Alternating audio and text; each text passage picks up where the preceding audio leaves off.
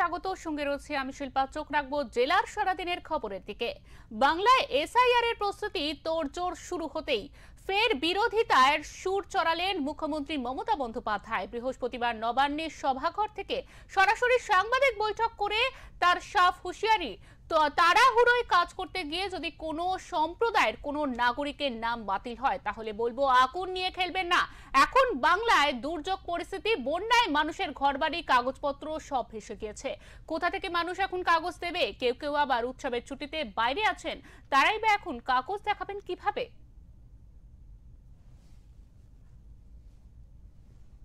Election কমিশনের কাছ থেকে আমরা ইম্পার্শিয়ালিটি প্রেফার করি। মনে রাখতে হবে দেশে যেমন সরকারি দলও থাকে, বিরোধী দলও থাকে। সরকার এবং বিরোধী দল মিলিয়েই কিন্তু ডেমোক্রেসিটা হয়। আর সবচেয়ে বড় ডেমোক্রেসির স্তম্ভ হচ্ছে সংবিধান এবং সাধারণ মানুষ। সেক্ষেত্রে সাধারণ মানুষের নাগরিক অধিকার কারবার, অধিকার হরণ করবার, যখন মানুষ ফেস্টিভ্যাল মুডে আছে, যখন চারিদিকে দুর্যোগ এবং দুর্ভোগ, 2 মাসের মধ্যে সম্পূর্ণভাবে কমপ্লিট ভোটার লিস্ট প্রথম থেকে শেষ পর্যন্ত ডকুমেন্ট দিয়ে ইচ অ্যান্ড এভরিবডি, প্রত্যেকটা মানুষ গিয়ে তার ডিটেলস দেবে। তারা তো নেই, অনেকে বেড়াতেও চলে গেছে, অনেকে জলে ডুবে গেছে, তাদের কাগজপত্র নষ্ট হয়ে গেছে, অনেকে তো পুজো পার্বণে ব্যস্ত আছে। বাংলার বৈচিত্র্যটা আলাদা। বিহারে ছট পুজোটাই বড় পুজো, কিন্তু আমাদের এখানে অনেক পুজো, সব পুজোই আমাদের এখানে উৎসব। বাংলার উৎসব একটু আলাদা।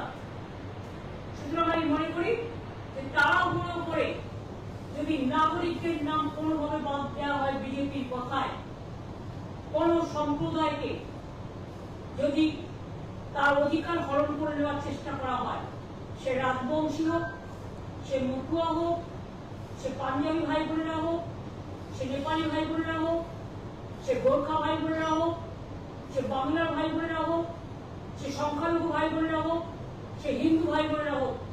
আসামেও আপনারা দেখেছেন এনআরসির নাম করে কত লক্ষ হিন্দু ভোটারের নাম বাদ দেওয়া হয়েছিল, রাজবংশীর নাম বাদ দেওয়া হয়েছিল, নেপালের নাম বাদ দেওয়া হয়েছিল। তাহলে আসাম গভর্নমেন্ট এনআরসি যখন নোটিশ পাঠাচ্ছে, তার মানে এসআইআর না, এটা এনআরসি। এবং আমি শুনেছি স্বরাষ্ট্রমন্ত্রী নিজে কোন একটা পার্টির মিটিংয়ে কিছু ইনস্ট্রাকশন দিয়ে গেছেন এবং সেখানে বলেছেন যে অনেক নাম আমরা বাদ দেবো। ওনারা বাদ দেবার কে? আজকে ওরা ক্ষমতায় আছেন, কালকে নাও থাকতে পারে। গণতন্ত্রে এটাই পরিবর্তন, এটাই গণতন্ত্রের বড়স্তম্ভ মানুষ।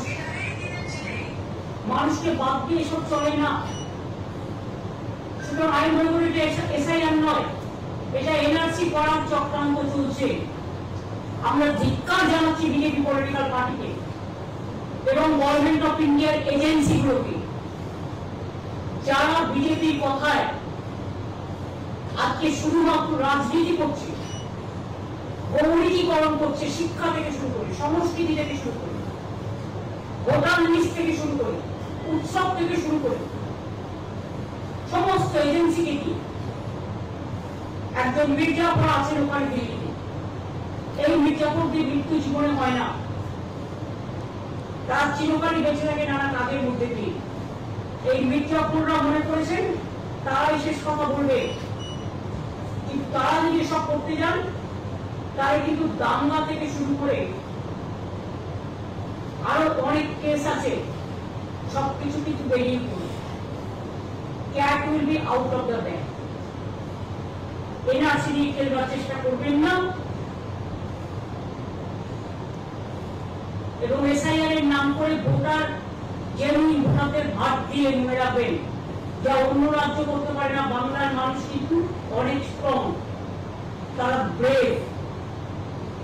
বাংলার মা বোনদের অনেক শক্তি, বাংলার ভাই বোনদের, স্টুডেন্ট, ইউথ, কিষাণ, শ্রমিক থেকে শুরু করে তাদের অনেক শক্তি। প্রত্যেকটা কমিউনিটি নিজেদের জন্য লড়াই করে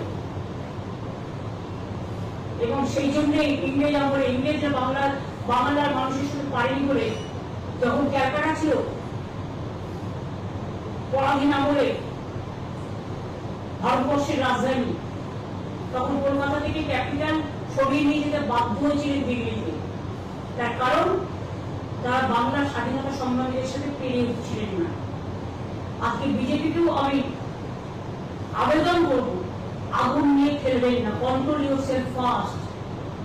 আপনার মিনিস্টার যদি কাজ শুরু হওয়ার আগে বলে 1.5 কোটি ভোটার বাদ দেবে, ফার্স্ট আপনি